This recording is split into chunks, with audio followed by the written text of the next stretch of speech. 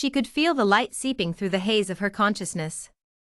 She tried to open her eyes, but like everything around her, they went about it at their own leisurely pace. The warmth spread through her like a liquid kiss, bringing comfort and a sense of hope. She felt her muscles expand and bones crack as they tried to adjust to this extra space. The light was getting stronger and stronger, and she could feel something, like a cape from either side of her small body, trying to break free. Just as the light turned into blue heaven above her, something struck, and she could feel she lost one of her capes. She stumbled and fell just outside her cocoon. She blinked several times, adjusting to these new surroundings.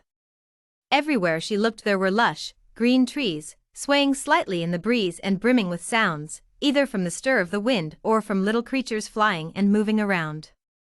To her, it looked like the whole place was enchanted and stuck in a celebratory dance. "I'm so sorry. I didn't see you there.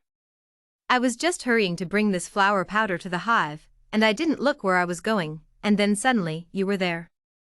"Where did you come from anyway?" a voice chirped next to her. She looked at the creature in front of her, golden and black stripes covering its bent body, and something buzzing around her. "I don't know," she replied shyly. "Actually, I came from this cocoon, but I don't remember how I got there." "Oh no. You're a butterfly. And I've broken your wing," the creature exclaimed desperately. "I am a what?" "A butterfly. Beautiful creatures who used to live like a caterpillar, an ugly thing really, and then you leave that body, and you become this gentle little thing." "Oh, what have I done?" the creature cried. "Oh, don't worry. I'm sure it's not your fault," Butterfly tried to sound reassuring. Honestly, she didn't even know what wings are, and she imagined she could live without them. "But it is, and now you will never fly?" "Fly? What does fly mean?" "You don't know what wings are for." "They are for flying, for seeing the world, of course."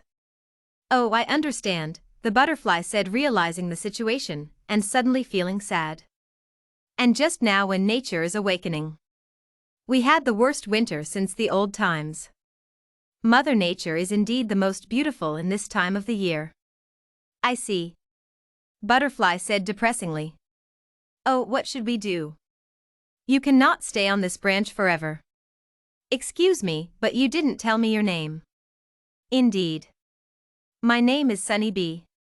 I'm a bee that collects nectar from flowers and makes honey." "That sounds interesting," said Butterfly, not understanding what does that really mean. "Oh, but it is," replied Sunny Bee excitedly. "It is the most wonderful task on the whole wide world.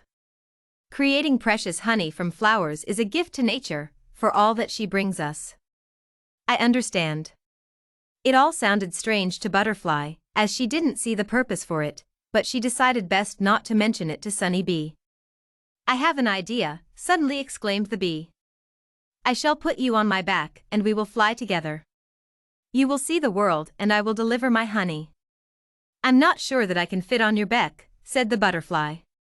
"Nonsense," retorted Sunny Bee. "Your legs and arms are tiny, and you have one wing. You can stir us if I go too fast." "If you think so." "I know so." "Now, hop on," instructed Sunny Bee. Butterfly looked at her. She was indeed a tiny creature, but if she squeezes her legs, she could make it. She jumped and crashed into her. "I told you to hop on, not in. I don't have a door on me, you know." "Now, try again," she encouraged her. Butterfly eyed her body again, and, with a deep breath, jumped.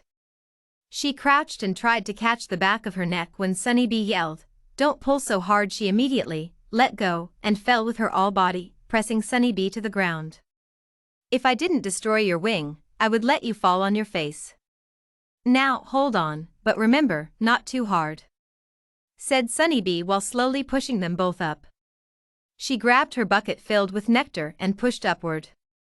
It took all of the butterfly's strength not to clutch harder onto Sunny Bee.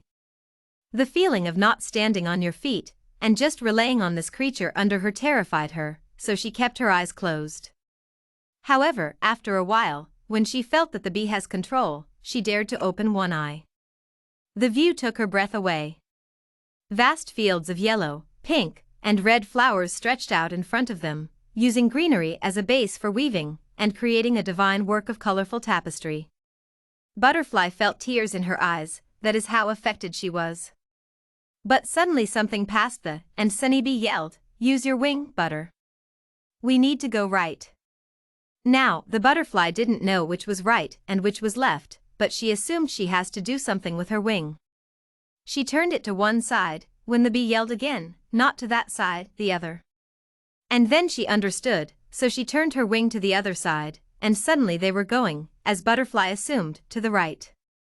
They flew into another forest, this one a tad different, with darker shades of green and sharper trees. Sunnybee landed on one of them, and the butterfly got off.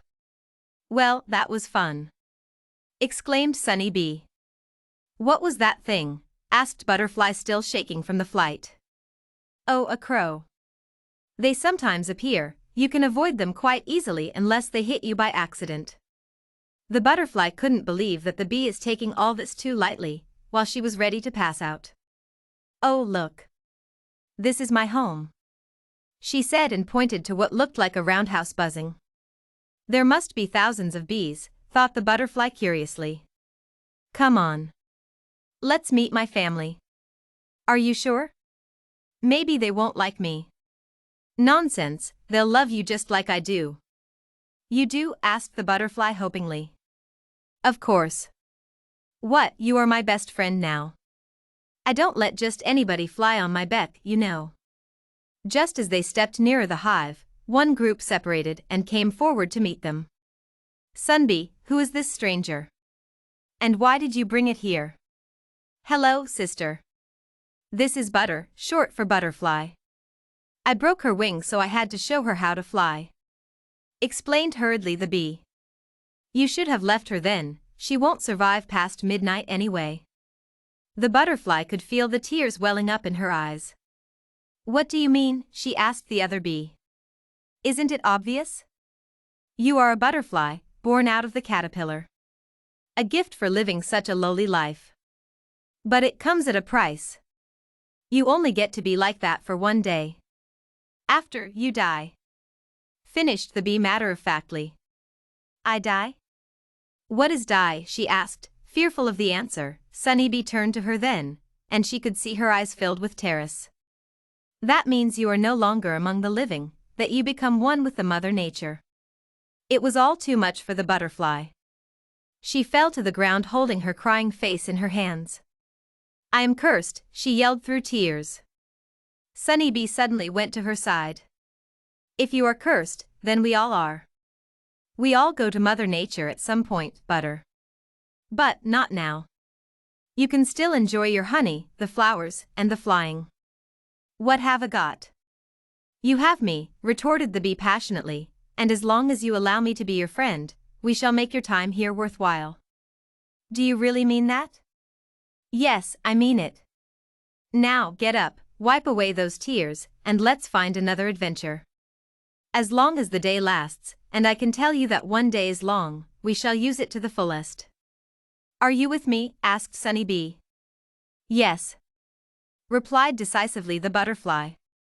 "Good. Now, hop on. The world is waiting." They tore off as the sun smiled on them from up above.